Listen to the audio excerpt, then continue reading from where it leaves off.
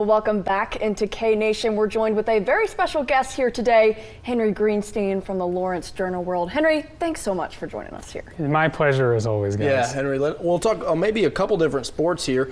Want to start with men's basketball. The Jayhawks typically have a few men's basketball fans out there.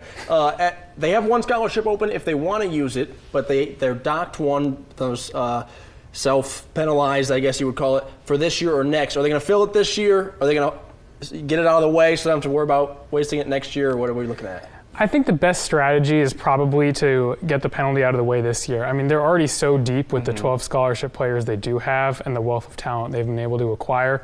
Whereas next year, you know, you're going to lose DeJuan Harris to graduation, KJ Adams, Hunter Dickinson, as well as Zeke Mayo, the Lawrence native South Dakota State transfer they got in the offseason. So with all that in mind, like next year you're going to want to have 13 players on scholarship.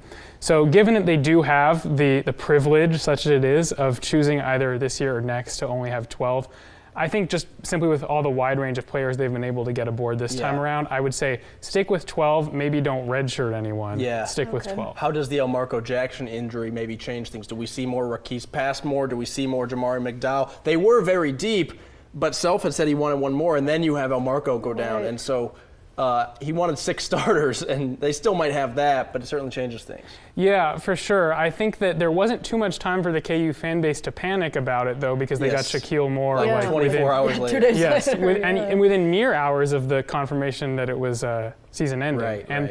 I think Moore is probably one of the main people who really stands to benefit from this. He could be the backup point guard. He adds sort of an infusion of defense to a team that has some players who maybe aren't necessarily known for their defensive reputations. AJ Storr would be an example of that. Self has made a habit of cultivating these cohesive defenses, but he's going to kind of have his work cut out for him in some sense this year, given how many transfers there are.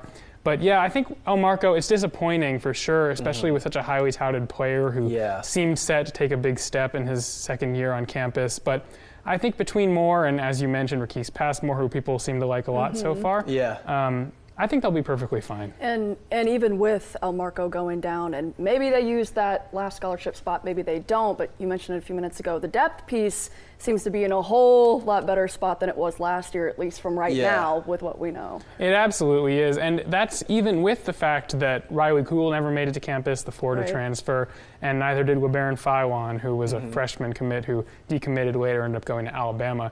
Even with both of those unforeseen events, they still have something resembling like a traditionally deep basketball roster, which is just a sign of how well Self and the staff identified clear needs and pursued them throughout the offseason to put themselves in the position they are now. Well, night and day from last year, especially in the NCAA tournament when Kevin went down and Hunter was banged up and you're looking at like 5 or 6 guys on the court. Let's transition now, talk a little football. You've been on the beat at the Lawrence Journal-World for about a year now.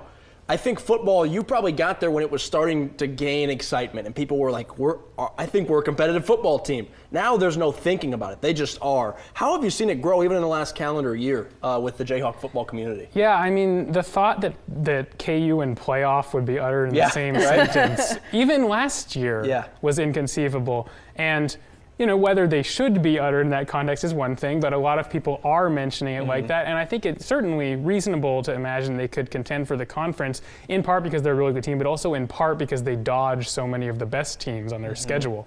They don't play Oklahoma State. They don't play Arizona. They don't play Utah. You know, they have tough games. They got to go to K-State. They got to go to West Virginia. They host Iowa State, and those fans will travel well down to Arrowhead for that one.